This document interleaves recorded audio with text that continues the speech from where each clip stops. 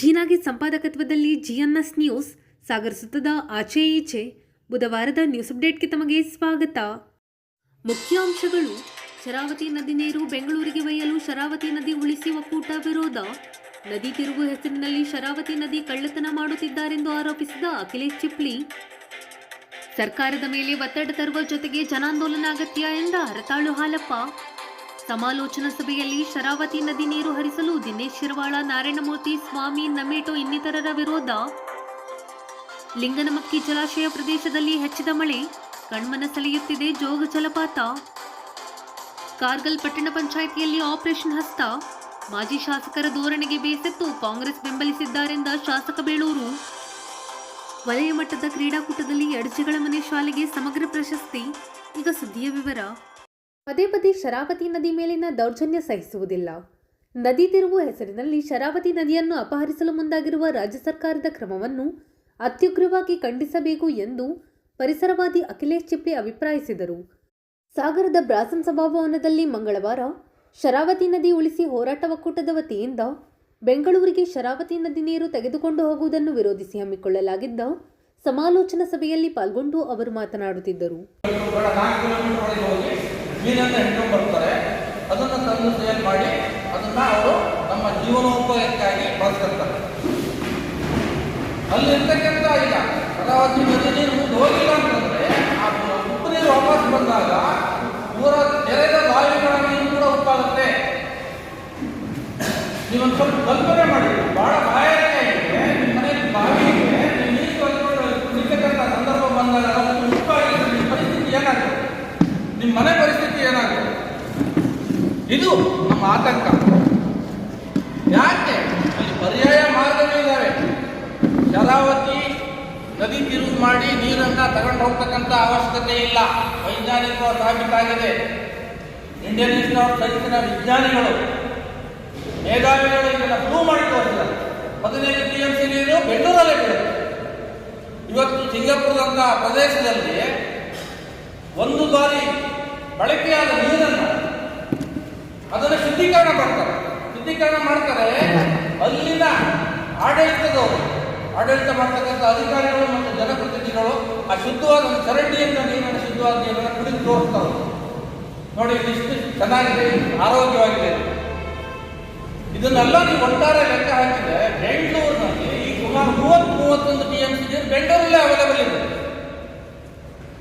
ಇದು 20,000-30,000 ಕೋಟಿಯನ್ನ ಈಗ ನೀವು ಯೋಜನಾ ವೆಚ್ಚ ಮಾಡಿ ಇಲ್ಲಿಂದ ನೀವು ಬೆಂಗಳೂರಿಗೆ ನೀರನ್ನು ಸಾಗಿಸೋದು ಯಾವ ಪುರುಷಾರ್ಥಕ್ಕಾಗಿ? ನಿಮ್ಮ ಮನೆಯಲ್ಲೇ ಇದೆಯಲ್ಲ, ನಿಮ್ಮ ಕಾಲ್ಬುಡದಲ್ಲೇ ಇದೆಯಲ್ಲ, ನಿಮ್ಮ ಚೆಂಡಿನಲ್ಲೇ ಇದೆ, ನಿಮ್ಮ ಲೋಟದಲ್ಲೇ ಇದೆ ಅಂದಮೇಲೆ ನಮ್ಮ ನೀರು ಯಾಕೆ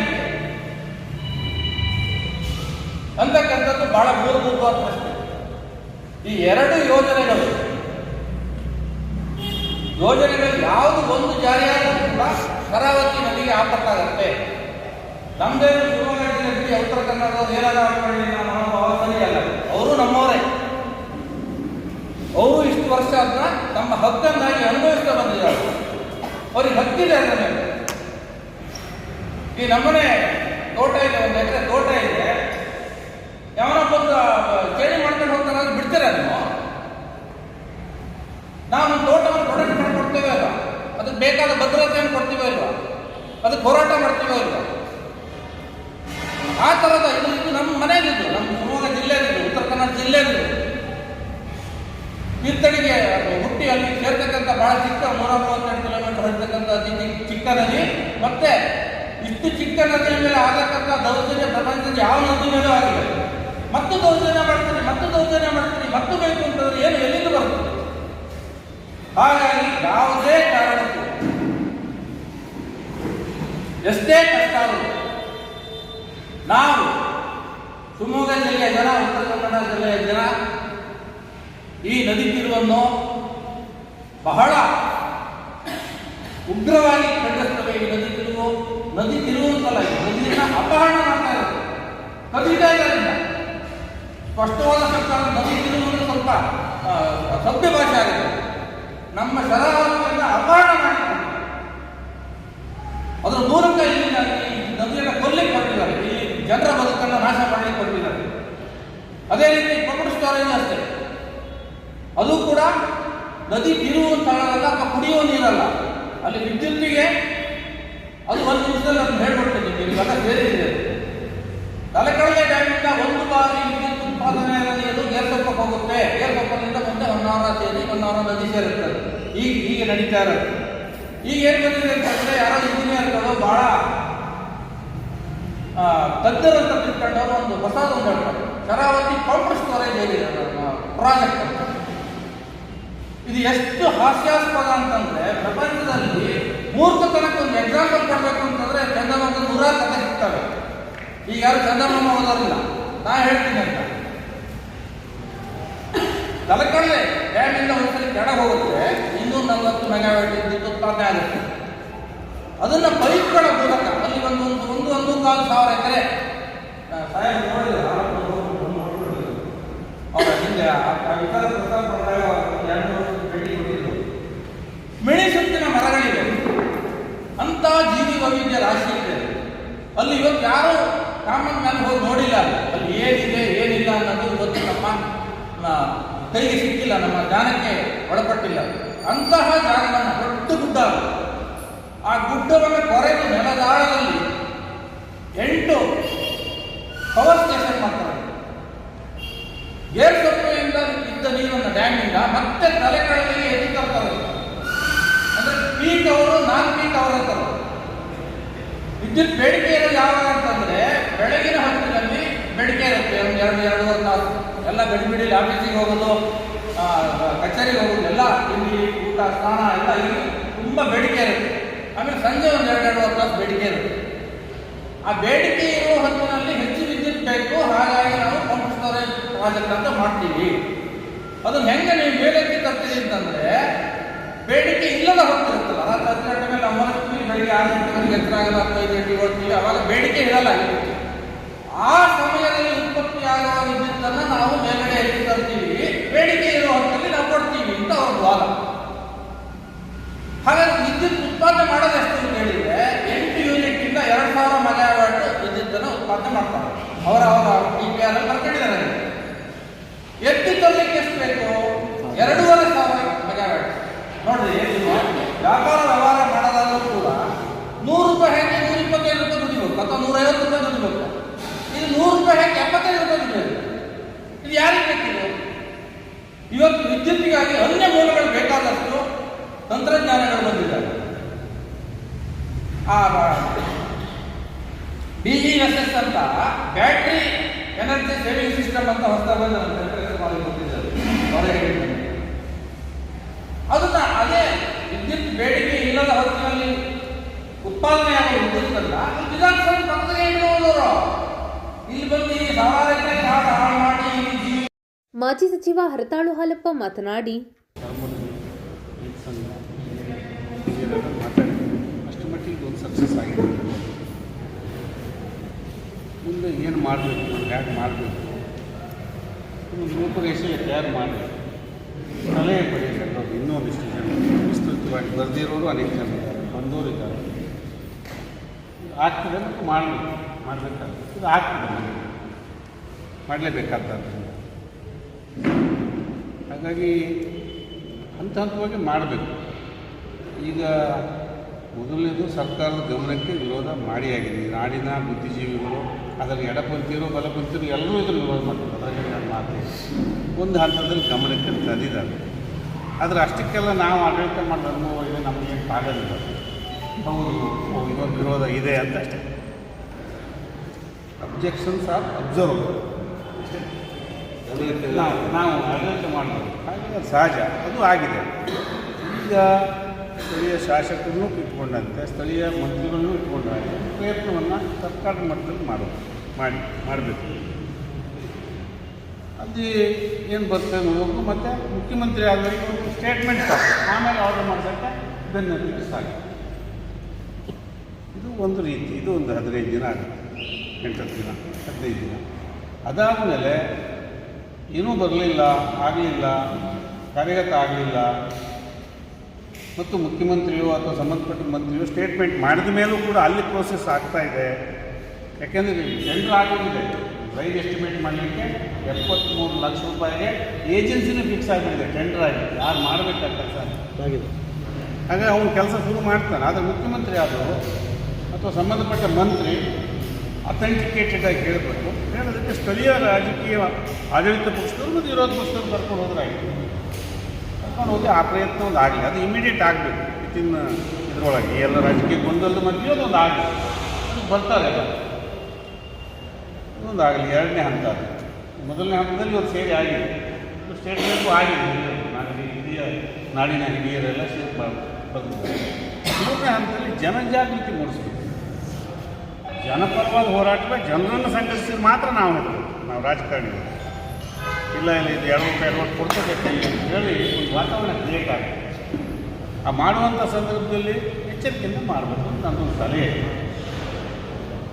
ಶರಾವತಿ ಮುಳುಗಡೆ ಹೇಳಿದ್ರು ರೈತ ಸಂಘವಾಗಿ, ಅದು ಭಾಳ ವಸ್ತು ಆ ವಿಷಯನೂ ಇಟ್ಕೊಂಡು ಹೋಗ್ಬೇಕು. ಅವರು ಸಹಕಾರ ಸಿಗ್ತದೆ.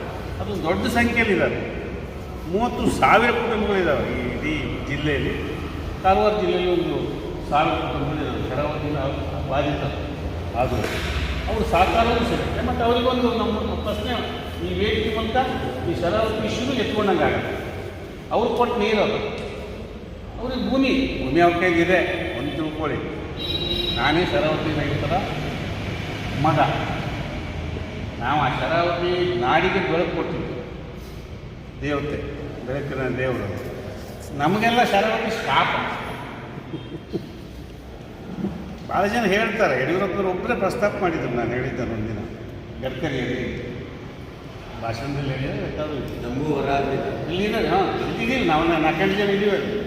ಮೊಮ್ಮಕ್ಕಳು ಇದ್ದಾರೆ. ಯಾರೋ ಮಗ ಅಂದರೂ ಇಲ್ಲ, ಮೊಮ್ಮಗ ಸ್ನೇಹಿತರು ಮಕ್ಕಳು ಇರಲಿ. ಅಷ್ಟೇ ಅಲ್ಲ, ಶರಾವತಿ ಕಟ್ಟಕ್ಕೆ ಹೋಗಿ ಆ ಡ್ಯಾಮ್ ಕಟ್ಟೋ ಸಂದರ್ಭದಲ್ಲಿ ಹೊಳೆಯಲ್ಲಿ 22 ಜನರು 2 ಜೋಡಿ ಮದುಮಕ್ಕಳು ನಮ್ಮ ಹತ್ತಿರ ಸಂಬಂಧದ ಕಾರಣದಾಗ ಇದನ್ನು ಯಡಿಯೂರಪ್ಪನವರಿಗೆ ಒಂದಿನ ಕನ್ವಿನ್ಸ್ ಮಾಡಿದ್ದೆ ಅಂತ ಹೇಳಿ ಹಂಚ್ಕೊಂಡಿದ್ದೆ ವಿಷಯನ. ಅದನ್ನು ಅವರು 10 ವರ್ಷದ ನಂತರ ಭಾಷಣದಲ್ಲಿ ಪ್ರಸ್ತಾಪ ಮಾಡಿದ್ರು. ಇರಲಿ ಅದೊಂದು ಹೇಳಿ ಅಂದರೆ ಅವ್ರನ್ನೂ ಜೊತೆ ಹಾಕಬೇಕು ಈ ಸಮಸ್ಯೆಗಳ ಬಗ್ಗೆ ಚರ್ಚೆ ಮಾಡುವಾಗ. ಇನ್ನು ಪರಿಸರದ ಮೇಲೆ ನಾವು ನನ್ನನ್ನು ಸೇರಿದಂತೆ ದಾಳಿ ಮಾಡಿದ್ದು ಅಷ್ಟಿಷ್ಟಲ್ಲ, ಮಾಡಿಬಿಟ್ಟಿದ್ದೀವಿ. ಅದು ಕೆಲವು ಅನಿವಾರ್ಯ ಆಗ್ತದೆ, ಕೆಲವು ಬೇರೆ ರೀತಿಯಲ್ಲಿ ಮಾಡ್ಬೋದಾಗಿತ್ತು. ಮಾಡ್ತೇವೆ ನಾವು ಅಧಿಕಾರ ಇದ್ದಾಗ. ತಪ್ಪು ಸರಿ ವಿವೇಚನೆ ಕೆಲವು ಸರಿ ಆಗೋದಿಲ್ಲ.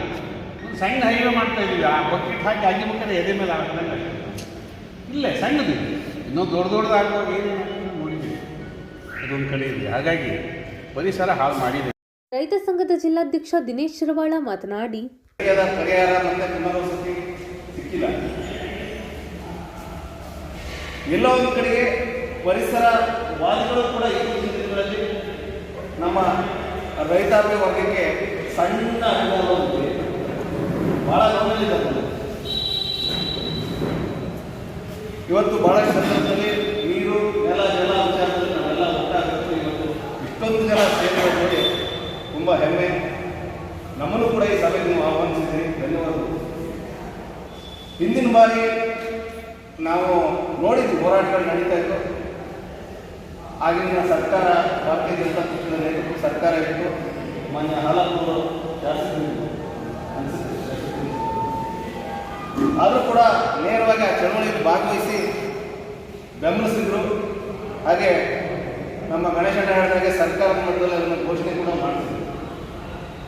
ಈ ಬಾರಿ ಕೂಡ ನಾವೆಲ್ಲರೂ ಕೂಡ ಆಡಳಿತ ಪಕ್ಷ ಇರ್ಬೋದು, ವಿರೋಧ ಪಕ್ಷ ಇರ್ಬೋದು, ಎಲ್ಲರೂ ಒಟ್ಟಾಗಿ ಈ ಸಂದರ್ಭದಲ್ಲಿ ಹೋಗಬೇಕಾಗುತ್ತೆ. ಅದನ್ನು ನಾವು ಇಲ್ಲಿಂದ ಮನವಿ ಮಾಡಿಕೊಳ್ತೀವಿ.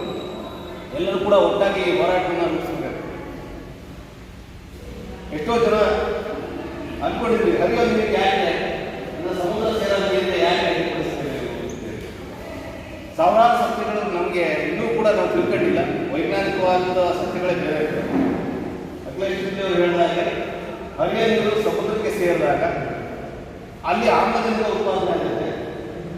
ಭೂಮಿ ಮೇಲಿನ ಆಮ್ಲಜನಕ 10% ಭೂಮಿ ಮೇಲೆ ಮಳೆನೀರಿನ ಉತ್ಪಾದನೆ ಆಗುತ್ತೆ.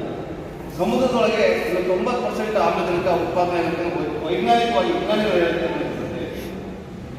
ಹಾಗಾಗಿ ದಯವಿಟ್ಟು ಎಲ್ಲರೂ ಸೇರಿ ನಮ್ಮ ರೈತಾಂಗವನ್ನು ಪರಿಗಣನೆ ತಗೊಂಡು ಈ ಹೋರಾಟವನ್ನು ಮಾಡಿ ಬರೀ ಕಾಡಾಗಿರೋಲ್ಲ, ರೈತರ ಜಮೀನು ಹೋಗ್ತದೆ. ಬೆಂಗಳೂರಿಗೆ ಹೋಗುವಾಗ ತುಂಬ ಜನ ರೈತರ ಜಮೀನು ಹೋಗ್ತದೆ. ಇಲ್ಲಿ ಸಾಗರದಲ್ಲಿ ಭೂಮಿ ಅಂತ ಒಂದು ಯೋಜನೆ, ನಾನು ಅವಾಗ ಹೇಳಿದ್ದೇನೆ ಯಾವುದೇ ಕಾರಣಕ್ಕೂ ಕೂಡ ಅಂತೆ ಕಾಣೋದಿಲ್ಲ ಅಂತೇಳಿ. ನಾನು ಭೂಮಿ ಕೊಟ್ಟಿದ್ದೀನಿ, ನಮಗೆ ಯಾವುದೇ ಪ್ರಯೋಜನ ಇಲ್ಲ. ಹಾಗಂತ ನಮ್ಮ ನಗರ ಪ್ರದೇಶದ ಜನರು ಕೂಡ ಪ್ರಯೋಜನ ಸಿಕ್ಕಿಲ್ಲ ಅಂತಿಲ್ಲ. ಯಾರು ಕೂಡ ನಾವು ಕೇಳೋ ಪರಿಸ್ಥಿತಿ ಇಲ್ಲ. ಒಂದು ಪ್ರಶ್ನೆಗಳು ಯಾರು ಆಗ್ತಾ ಇಲ್ಲ. ಯಾಕೆ ನೀವು ಆಗಿಲ್ಲ ಅಂತ ಕೇಳ್ತಾರೆ. ನಾವು ಒಂದು 2 ನಿಮಿಷ ಒಂದು ಮಾತಾಡಬೇಕು. ಈ ಹಿಂದೆ ಶಿವಮೊಗ್ಗದಲ್ಲಿ ಮುಳುಗಡೆ ಸಂತ್ರಸ್ತರ ವಿಚಾರದಲ್ಲಿ ನಾನು ಹೋರಾಟಕ್ಕೆ ಹೊರಟಿದ್ದು. ನಮ್ಮ ಸಾಹಿತ್ಯದ ಒಂದು ಜನ ಹೊರಬಂದ ರೇಡಿನಲ್ಲಂತ ಒಂದು ಜನ 300 ಜನ ಬಂದಿದ್ದು. ನಾವು ಇಲ್ಲಿಂದ ಹೋಗ್ಬೇಕಾದ್ರೆ ಬೆಳಂದೂರು ಒಂದು ದೇವಸ್ಥಾನದ ಕಳ್ತನ ಆಯಿತು. ಅವರು DC ನಾವು ಮನವಿ ಕೊಡಬೇಕು ಅಂತ ಬರ್ರಪ್ಪ ಅಂದ್ರೆ 2 ಬಸ್ಸಿನ ಜನ ಬಂದಿದ್ರು. ಅಲ್ಲಿ ಹೋದಾಗ ಒಂದು 300 ಜನ ಸರ್ವಭಾಗದ ಜನ ಇದ್ರು. ಎಲ್ಲರೂ ಒಟ್ಟಾಗಿ ಹೋಗೋಣ ಬನ್ನಿ ಹೇಗಾಗುತ್ತೆ ಅಂತ ಅವರು ಬಂದರು. ಇವರು ನೋಡಿದ ಆ ಮೂಮೆಂಟಲ್ಲಿ ನಮ್ಮ ಜಿಲ್ಲಾ ಉಸ್ತುವಾರಿ ಮಂತ್ರಿಗಳು ಫೋನ್ ಮಾಡಿದ್ರು, ದಯವಿಟ್ಟು ಹೋರಾಟಗಳು ಮಾಡಬೇಕು ಅಂದರೆ ನಮ್ಮ ಹೋರಾಟಗಾರರ ಮನಸ್ಥಿತಿ ಅಂಥ ಸಂದರ್ಭದಲ್ಲಿ ಬದಲಾಗ್ತದೆ. ದಯವಿಟ್ಟು ನಾವು ಅರ್ಥವಾಗಿ ಅಂದರೆ ಅಧಿಕಾರದಲ್ಲಿ ಯಾರೇ ಇರಲಿ, ಆಡಳಿತ ಪಕ್ಷದ ನಾಯಕರು ಫೋನಿಗೆ ಹೋರಾಟಗಾರರು ಅಡ್ಡ ಅಂತ ಅವತ್ತು ನಾನು ಮರ್ಯಾದೆ ಹೋಗೋಂಥ ಸಂದರ್ಭದಲ್ಲಿ ಬೆಳಗೂರು ಜನರನ್ನ ಅಲ್ಲಿ ಕೂತ್ಕೊಂಡು ಹೊರಗಡೆ ವಿಚಾರವನ್ನು ಮಾತಾಡಿದ್ವಿ. ಆದರೆ ಈ ಜನ ನಮ್ಮ ಜನಕ್ಕೆ ಅರ್ಥ ಆಗಲ್ಲ. ನಮ್ಮೂರಿಗೆ ದೇವಸ್ಥಾನ ಹುಡುಗಿ ನಾವು ಬಂದಿದ್ದೀವಿ, ಇವ್ರು ಯಾರು ಮುಳುಗಡೆ ಸಂತ್ರಸ್ತರ ವಿಚಾರ ಇಟ್ಕೊಂಡಿದ್ದ ಅಲ್ಲಿಂದಲೇ ಶುರು ಆಗ್ತದೆ. ಇಟ್ಕೊಂಡಿಲ್ಲ ಸುಮ್ಮನೆ ಎಷ್ಟು ಹೇಳಿದ್ರು ಅರ್ಥ ಆಗ್ತಾ ಇಲ್ಲ. ಆದರೆ ಈ ಮನುಷ್ಯ ಒಂದು 300 ಜನ. ಈ ಸಂದರ್ಭದಲ್ಲಿ ನಾರಾಯಣಮೂರ್ತಿ ಕಾನ್ಗೋಡ್, SLN ಸ್ವಾಮಿ, ನಮಿಟೋ ಕಾಮ್ದಾರ್ ಮಾತನಾಡಿ 1,000 ಮೀಟರ್ ಉದ್ದದ ಒಂದು ಗುಂಡಿಯನ್ನು ಹೊಡೆಯೋಣ. ಹೆಚ್ಚಿಗೆ 1 ಕಿಲೋಮೀಟರ್ ಆ ಗುಂಡಿಯೊಳಗೆ ಎಷ್ಟು ನೀರಿರುತ್ತೆ ಅದು 1 TMC. ಕಲ್ಪನೆಗೂ ಬರೋದಿಲ್ಲ. 15 TMC ನೀರಲ್ಲಿ ಬೆಂಗಳೂರಿಗೆ ಕರ್ಕೊಂಡು ತಗೊಂಡು ಹೋದಲ್ಲಿ 1,000 ಅಡಿ ಎತ್ತರದಲ್ಲಿದೆ ಬೆಂಗಳೂರು. ಎರಡನೇ ವಿಷಯ, ಬರೇ ಪತ್ರ ಬರೆದು ಸಾಧು ಚಿಪ್ಪುಡಿಯವರೇ, ನಾವು ಒಂದು ಡೇಟ್ ನಿಶ್ಚಯ ಮಾಡೋಣ. ಅವತ್ತು ಅಸಿಸ್ಟೆಂಟ್ ಕಮಿಷನರ್ಗೆ ನಾವು ಸಾಗರದ ಜನತೆಯ ಪರವಾಗಿ, ಶರಾವತಿ ಹೋರಾಟದ ಎಲ್ಲ ಪರಿಸರ ಆಸಕ್ತರ ಪರವಾಗಿ ಒಂದು ಅರ್ಜಿಯನ್ನು ಅವರು ಕೊಡೋಣ. ನಾವೆಲ್ಲರೂ ಅವತ್ತು ಬರಲೇಬೇಕು. ಮುದ್ದಾಮು ನಮ್ಮ ಜೊತೆ 10 ಜನ ಕರ್ಕೊಂಡು ಬರೋಣ. ಬರೇ ಪತ್ರ ಬರೆದ್ರೆ ಸರ್ಕಾರ ಬಗ್ಗೋಲ್ಲ. ಒಂದಿನ ಡೇಟ್ ನಿಶ್ಚಯ ಮಾಡಿ ಅಸಿಸ್ಟೆಂಟ್ ಕಮಿಷನರ್ಗೆ ಒಂದು ಮೆರವಣಿಗೆ ಹೋಗೋಣ. ಸಾಗರದ ಜನತೆಗೆ ಗೊತ್ತಾಗಬೇಕು, ಇಲ್ಲಿ ಏನೋ ನಡೀತಾ ಇದೆ ಅಂತ. ಶರಾವತಿ ನಮ್ದ್ರಿ, ನಮ್ಮೂರಿಂದದು. ನಮ್ಮೂರಿನ ವ್ಯವಸ್ಥೆಯನ್ನು ಹೇಗೆ ಬೇರೆಯವ್ರಿಗೆ ಕೊಡೋಕ್ಕಾಗತ್ತೆ? ದಯವಿಟ್ಟು ಈ ಹೋರಾಟದಲ್ಲಿ ಎಲ್ಲರೂ ಭಾಗಿಯಾಗಬೇಕು. ಡೇಟ್ ನಿಶ್ಚಯ ಮಾಡೋಣ. ಅವತ್ತು ನಾವು ಎಲ್ಲರೂ ಪಕ್ಷಾತೀತವಾಗಿ, 2 ಸರಿ ಉಲ್ಲೇಖ ಮಾಡಿದರು, ಪಕ್ಷಾತೀತವಾಗಿ ಏನಿದ್ರು ಪರಿಸರ ಶರಾವತಿ ಉಳಿಸೋದು 2 ವಿಷಯ ಬಿಟ್ಟು ಬೇರೆದಿಲ್ಲ. ಧನ್ಯವಾದ. ಸಾಕು ಕುಡಿಯೋಕ್ಕೆ ನೀರಾಗುತ್ತೆ, ಅದು ಒಂದು. ಎರಡನೇದು, ಶರಾವತಿ ಶರಾವತಿ ಉಳಿಸಿ ಅಭಿಯಾನ ಆದಾಗ ಗಲಾಟೆ ಆದಾಗ ಶರಾವತಿ ಹಿನ್ನೀರನ್ನ ಪೂರ್ತಿ ಟ್ರಾವೆಲ್ ಮಾಡಿ ಪ್ರತಿಯೊಂದು ಭಾಗದಲ್ಲಿ ಪೂರ್ತಿ ಇದು ಮಾಡಿ. ಆ ಟೈಮಲ್ಲಿ ಸಾಮಾನ್ಯ ಇತ್ತು, ಅಂದರೆ ಆ ಟೈಮಲ್ಲಿ ಪೂರ್ತಿ ಬೇಸಿಗೆ ಟೈಮಲ್ಲಿ ಪೂರ್ತಿ ಪ್ರಯತ್ನ ಇದು ಮಾಡಬೇಕು. ಎಲ್ಲಿವರೆಗೆ ನೀರಿತ್ತು ಅಂದರೆ ಪೂರ್ತಿ ಇದು ಸ್ವಲ್ಪ ದೂರ ಒಂದು 20 ಕಿಲೋಮೀಟ್ರ್ ನೀರು ಇದ್ದಿರ್ಬೋದು. ಅದು ಡ್ಯಾಮ್ ಇದ್ದಿದ್ದಕ್ಕಾಗಿ ನೀರಿತ್ತು. ಇನ್ನು ಉಳಿದಂತೆ ಎಲ್ಲ ಪೂರ್ತಿ ಬರಡಾಗಿತ್ತು. ಎಲ್ಲ ಪೂರ್ತಿ ನೀರು ಸಣ್ಣ ಕಾಲುವೆ ಥರ ಹೋಗ್ತಾ ಇತ್ತು ನೀರು. ಆ ಥರ ನೀರಿದ್ದಾಗ ನೀರಿನ ಪ್ರಶ್ನೆ ಎಲ್ಲಿ ಬರ್ತದೆ? ಅಷ್ಟು ಇವಾಗ ಬೇಕಾಗಿರೋ ನೀರು ಯಾವಾಗ? ಬೇಸಿಗೆನಲ್ಲಿ ನೀರು ಬೇಕಾದರೆ ಪೂರ್ತಿ ಮಳೆಗಾಲದ ನೀರು ತೋರಿಸಿ ಬೇಸಿಗೆ ನೀರನ್ನ ಪೂರ್ತಿ ಉಪಯೋಗಿಸ್ತಾರೆ ಅಂತ ಅದು ಉಪಯೋಗ ಆಗುತ್ತೆ. ಆದರೆ ಬೇಸಿಗೆಯಲ್ಲಿ ನಮಗೆ ನೀರು ಇರುವಾಗ ಅವ್ರು ಕೊಡೋದಕ್ಕೆ ಯಾಕೆ ಸಾಧ್ಯ ಆಗುತ್ತೆ? ಇದೆರಡು ಯೋಚನೆ ಮಾಡಿ. ಈ 2 ವಿಚಾರಗಳನ್ನ ಪೂರ್ತಿ ಮುಖ್ಯವಾಗಿ ತಗೊಂಡ್ರೆ ಇದಕ್ಕೆ ಒಂದು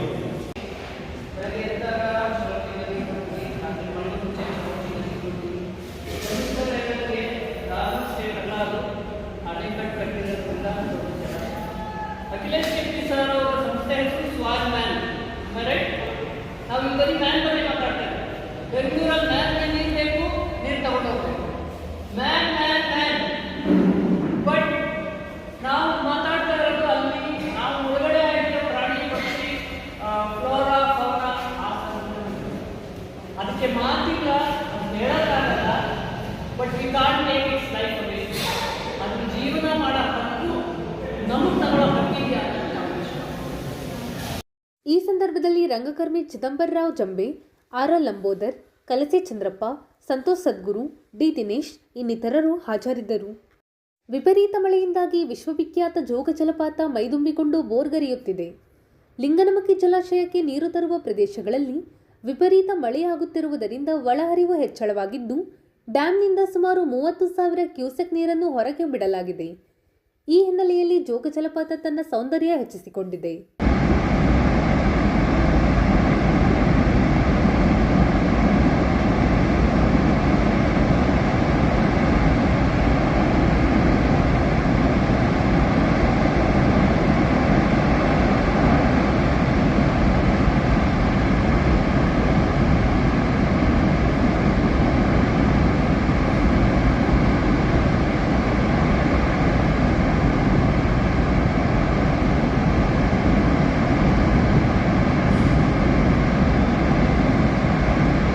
ತೀವ್ರ ಕುತೂಹಲ ಕೆರಳಿಸಿದ್ದ ಕಾರ್ಗಲ್ ಜೋಗ್ ಪಟ್ಟಣ ಪಂಚಾಯಿತಿ ಅಧ್ಯಕ್ಷ-ಉಪಾಧ್ಯಕ್ಷ ಚುನಾವಣೆಯಲ್ಲಿ ಒಂದೇ ಸ್ಥಾನ ಹೊಂದಿದ್ದ ಕಾಂಗ್ರೆಸ್ ಪಕ್ಷ ಅಧಿಕಾರದ ಚುಕ್ಕಾಣಿ ಹಿಡಿದಿದೆ.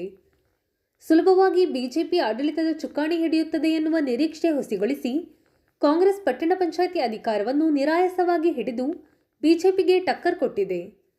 ಜೋಗ ಕಾರ್ಗಲ್ ಪಟ್ಟಣ ಪಂಚಾಯಿತಿ ಅಧ್ಯಕ್ಷ-ಉಪಾಧ್ಯಕ್ಷ ಸ್ಥಾನಕ್ಕೆ ಮಂಗಳವಾರ ಚುನಾವಣೆ ನಡೆದು ಅತಿ ಹೆಚ್ಚು ಬಹುಮತ ಇದ್ದರೂ ಬಿಜೆಪಿ ಅಭ್ಯರ್ಥಿ ಕೇವಲ 4 ಮತಗಳನ್ನು ಮಾತ್ರ ಪಡೆದು ಸೋಲು ಅನುಭವಿಸಿದರೆ, ಕಾಂಗ್ರೆಸ್ ಅಭ್ಯರ್ಥಿ ಒಬ್ಬರೇ ಇದ್ದರೂ 7 ಮತ ಪಡೆದು ವಿಜಯದ ನಗೆ ಬೀರಿದ್ದಾರೆ.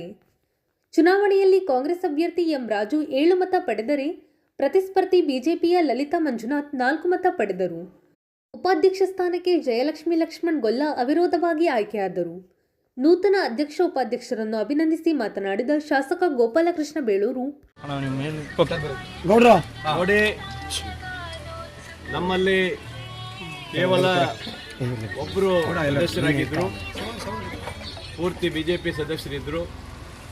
ಆದರೂ ಸಹ ಬಿಜೆಪಿಯ ಕೆಲವು ಸದಸ್ಯರು ಅವರ ಧೋರಣೆಗಳನ್ನು, ಮಾಜಿ ಶಾಸಕರ ಅವರ ಧೋರಣೆಗಳನ್ನು ಖಂಡಿಸಿ ಅವರ ಪಕ್ಷದಲ್ಲಿ ಗೊಂದಲಗಳಿರುವುದು ಸತ್ಯ ಆಗಿದೆ. ಎಲ್ಲರೂ ಒಪ್ಕೊಂಡು ಇವತ್ತು ನಮ್ಮ ಸದಸ್ಯರಾದಂಥ ರಾಜೀವ್ ಅವರನ್ನ ಇವತ್ತು ಬಹುಮತದಿಂದ ಆರಿಸಿದ್ದಾರೆ. ಉಪಾಧ್ಯಕ್ಷರಾಗಿ ನಮ್ಮ ಜಯಲಕ್ಷ್ಮಮ್ಮನವರು ಸಹ ಆಯ್ಕೆ ಮಾಡಿದ್ದಾರೆ. ಭಾರಿ ಖುಷಿಯಾಗುತ್ತೆ. ಇವತ್ತು ನಾನು ಎಣಿಸಿರಲಿಲ್ಲ, ಆದರೂ ಸಹ ಒಂದು ಪ್ರಯತ್ನ ಪಟ್ಟಿವಿ. ಅದಕ್ಕೆ ಹರೀಶ್ ಗೌಡರು ಪಕ್ಷೇತರ ಅಭ್ಯರ್ಥಿಯಾಗಿ ತುಂಬ ನಮಗೆ ಸಹಕಾರ ಕೊಟ್ಟಿದ್ದಾರೆ. ಅವರ ಸಹಕಾರದಿಂದ ಮತ್ತು ಇಲ್ಲಿಯ ಸ್ಥಳೀಯವರು ನಮ್ಮ ರವಿ ಅವರೆಲ್ಲ ಸಹಕಾರ ಮಾಡಿದ್ದಾರೆ. ಅವರ ನೇತೃತ್ವದಲ್ಲಿ ಒಟ್ಟಿನಲ್ಲಿ ಒಂದು ಸದಸ್ಯ ಬಲ ಇರುವಂಥ ಕಾಂಗ್ರೆಸ್ಸು ಪೂರ್ತಿ ಬಹುಮತ ಪಡೆದು ಇವತ್ತು ನಾವು ಅಧ್ಯಕ್ಷ ಉಪಾಧ್ಯಕ್ಷರು ಪಡೆದಿದ್ದೀವಿ. ಸಹಕಾರ ಕೊಟ್ಟಂಥ ನಮ್ಮ ಲಕ್ಷ್ಮೀರಾಜು ಅವರು, ನಮ್ಮ ಪಿ ಮಂಜು ಅವರು, ಸುಜಾತಾ ಮೇಡಮ್ ಅವರು, ಹಾಗೆ ಹರೀಶ್ ಗೌಡರು, ಜಯಕ್ಕ, ಇವರೆಲ್ಲರಿಗೂ ಮತ್ತೊಮ್ಮೆ ನಾನು ಅಭಿನಂದನೆ ಸಲ್ಲಿಸ್ತೀನಿ. ನಮಗಿಷ್ಟೇ, ಸರ್ಕಾರ ನಮ್ಮದಿದೆ, MLA ನಾನಿದ್ದೀನಿ. ಇವರೆಲ್ಲರೂ ಸೇರಿ ಒಟ್ಟಾಗಿ ಈ ಕಾರ್ಗಲ್ ಪಟ್ಟಣ ಪಂಚಾಯತಿನ ಅಭಿವೃದ್ಧಿ ದೃಷ್ಟಿಯಲ್ಲಿ ಕೆಲಸ ಮಾಡಬೇಕು ಅನ್ನೋದು ನಮ್ಮ ಉದ್ದೇಶ. ಅದಕ್ಕಾಗಿ ಇವತ್ತು ಆಯ್ಕೆ ಮಾಡಿಕೊಟ್ಟಿದ್ದೇನೆ. ಅವರಿಗೆಲ್ಲ ನಾನು ಭರವಸೆ ಕೊಡ್ತೀನಿ. ಹಿಂದೆ 2008, 7, 8, 9ರಲ್ಲೂ ಸಹ ನಾನು ಇದ್ದಾಗ ಅತ್ಯಂತ ಯಶಸ್ವಿಯಾಗಿ ಇಲ್ಲಿ ಕಾರ್ಯ ಮಾಡಿದ್ದೀವಿ, ನಾವೆಲ್ಲ ಕೆಲಸ ಮಾಡಿದ್ದೀವಿ. ಈ ಸರಿನೂ ಸಹ ಒಳ್ಳೆ ಕೆಲಸ ಮಾಡಲಿಕ್ಕೆ ಅವಕಾಶ ಸಿಕ್ಕಿದೆ. ಅಧ್ಯಕ್ಷರು ಉಪಾಧ್ಯಕ್ಷರು ಚೆನ್ನಾಗಿ ಕೆಲಸ ಮಾಡಲಿ ಅಂತ ಅವ್ರಿಗೆ ಹಾರೈಸ್ತೀನಿ. ಶಿರವಂತೆ ವಲಯ ಮಟ್ಟದ ಕ್ರೀಡಾಕೂಟದಲ್ಲಿ ಯಡಚಿಗಳಮನೆ ಸರ್ಕಾರಿ ಹಿರಿಯ ಪ್ರಾಥಮಿಕ ಶಾಲೆ ಬಾಲಕ ಮತ್ತು ಬಾಲಕಿಯರ ವಿಭಾಗದಲ್ಲಿ ಅತ್ಯುತ್ತಮ ಸಾಧನೆ ಮಾಡುವ ಮೂಲಕ ತಾಲೂಕು ಮಟ್ಟಕ್ಕೆ ಆಯ್ಕೆಯಾಗಿದೆ. ಬಾಲಕರ ವಿಭಾಗದಲ್ಲಿ ಸಮಗ್ರ ಪ್ರಶಸ್ತಿ ಹಾಗೂ ಬಾಲಕಿಯರ ವಿಭಾಗದಲ್ಲಿ ವೀರಾಗ್ರಣಿ ಪ್ರಶಸ್ತಿಯನ್ನು ಶಾಲೆಯು ಪಡೆದುಕೊಂಡಿದೆ. ವೈಯಕ್ತಿಕ ವಿಭಾಗದಲ್ಲಿ ಶಾಲೆಯ ಪಂಚಮಿ ಚಾಂಪಿಯನ್ ಆಗಿ ಹೊರಹೊಮ್ಮಿದ್ದಾರೆ. ವಿದ್ಯಾರ್ಥಿಗಳ ಉತ್ತಮ ಸಾಧನೆಗೆ ಸಹಕಾರ ನೀಡಿದ ಎಲ್ಲರಿಗೂ ಶಾಲಾಭಿವೃದ್ಧಿ ಸಮಿತಿ, ಮುಖ್ಯ ಶಿಕ್ಷಕರು, ಶಿಕ್ಷಕ ವರ್ಗ ಕೃತಜ್ಞತೆ ಸಲ್ಲಿಸಿದೆ. ಇದು ಬುಧವಾರದ ಸಮಗ್ರ ಸುದ್ದಿ. ನಿರಂತರ ಸುದ್ದಿಗಾಗಿ ನೋಡ್ತಾ ಇರಿ GNS ನ್ಯೂಸ್. ನಮಸ್ಕಾರ.